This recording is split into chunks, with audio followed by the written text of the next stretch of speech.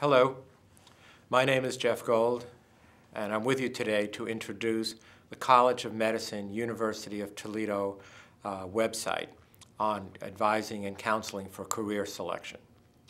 Career selection is a really important part of the process of maturation for every medical student, for every healthcare professional in the United States and around the world. It's a dynamic and very heartfelt process which involves many different facets that occurs over a long period of time. Frequently, medical students and other healthcare professionals will enter into their professional program with a full understanding of what type of specialty, what type of physician they may want to be.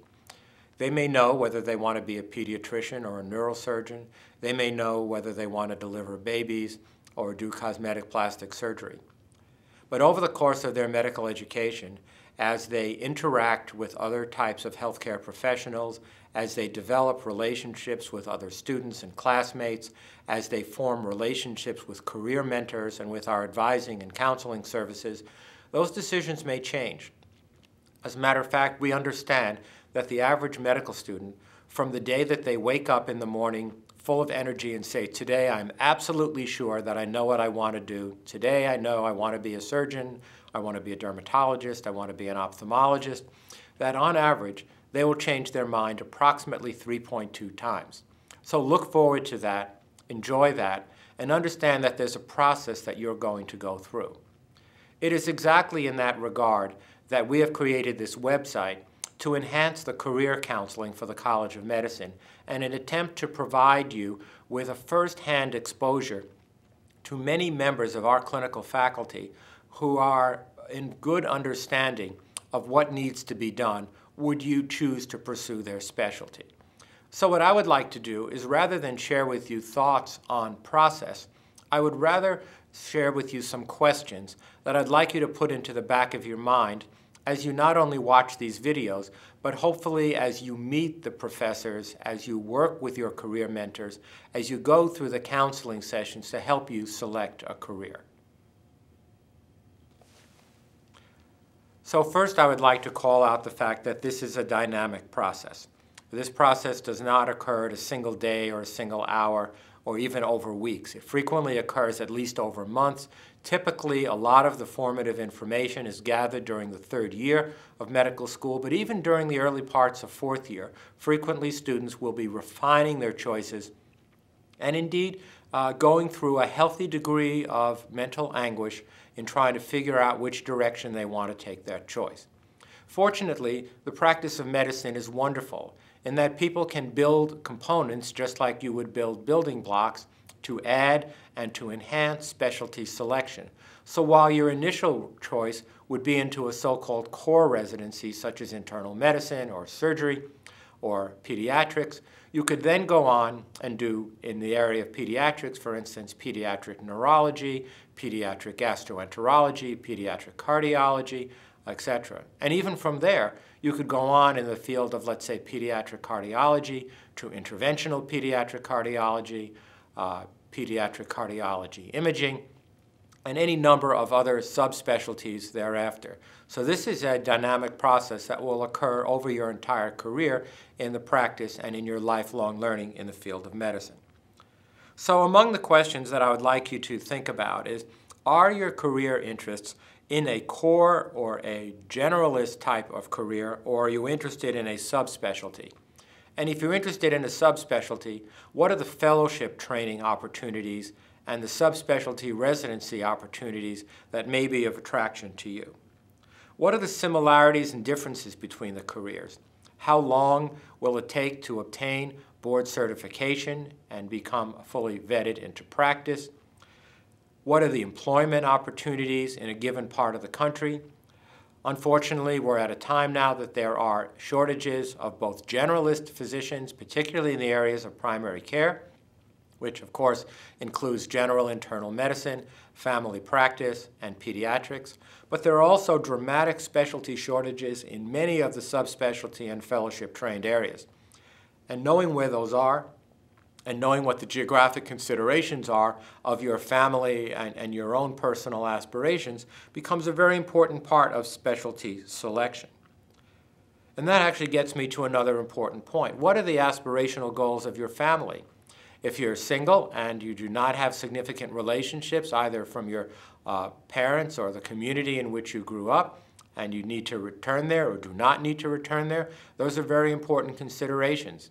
Similarly, if your spouse, significant other, or other family relationships have geographic considerations that you need to be on the left coast or the right coast, that you need to stay in the Midwest, those should be front and center in your decision-making capacity so you can tailor the choice of not only which specialty, but which programs to apply to accordingly. I think you need to ask the question very carefully is, what preparation do I need in order to be a viable candidate?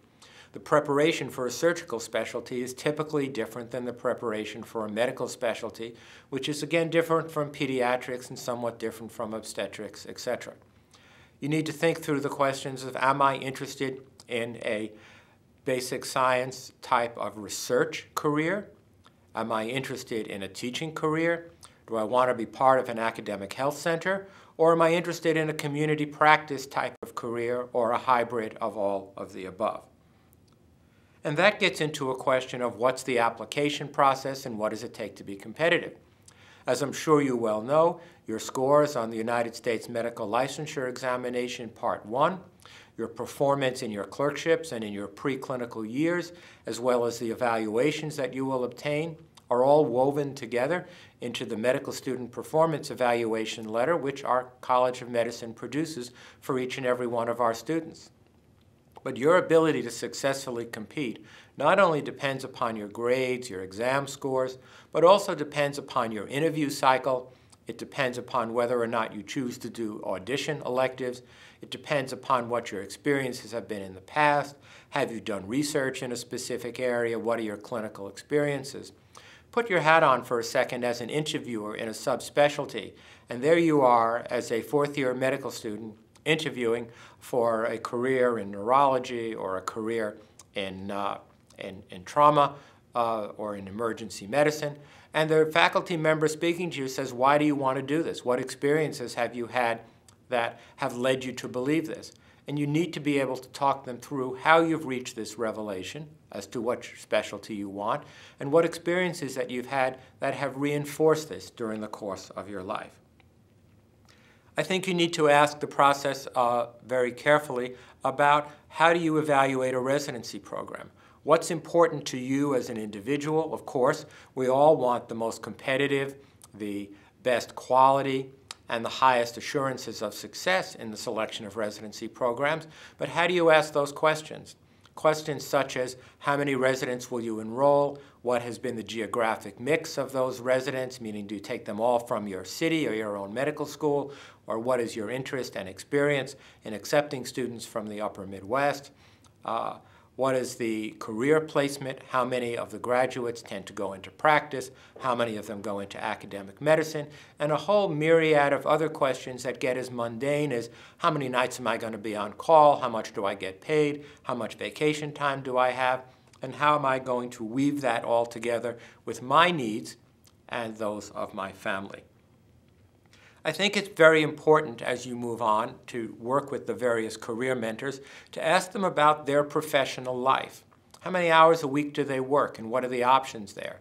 Particularly if raising a family is something that's important to you or you have other commitments in volunteer work, perhaps you're very interested in medical mission work, or you want to have some aspect of research or scholarly pursuit in your field. The ability to balance the professional clinical life with other aspects is extremely important and very valuable.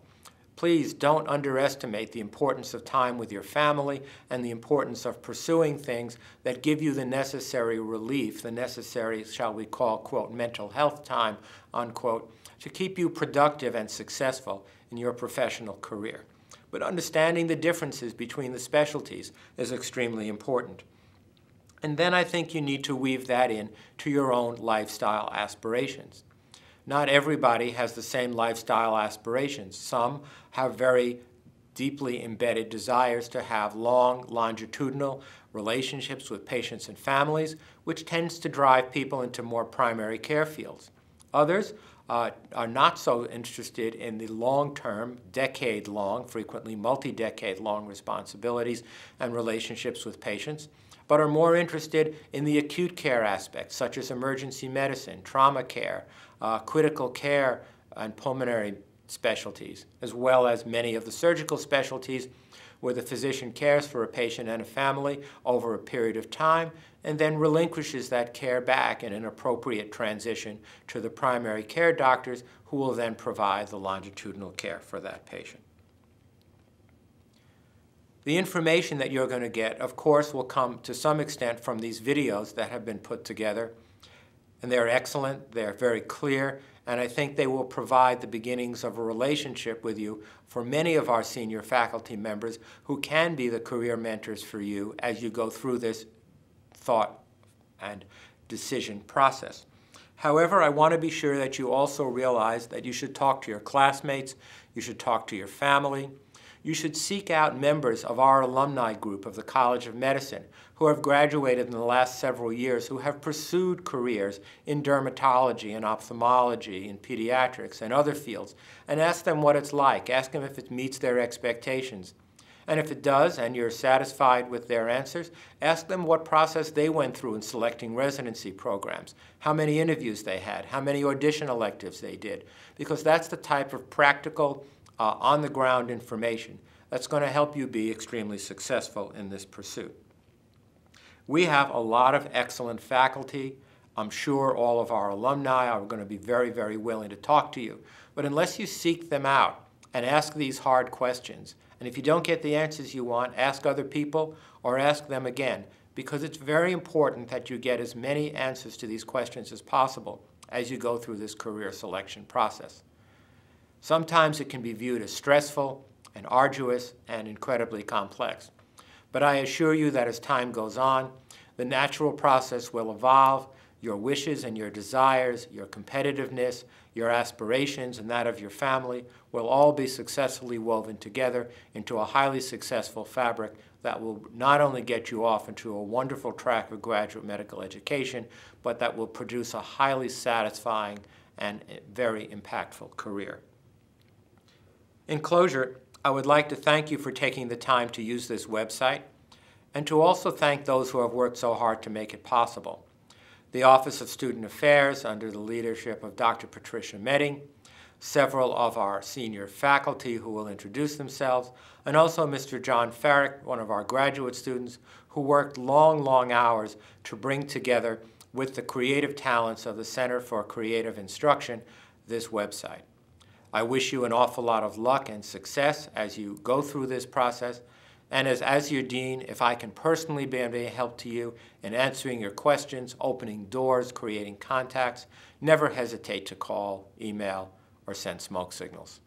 Thank you so much for your time, and safe travels.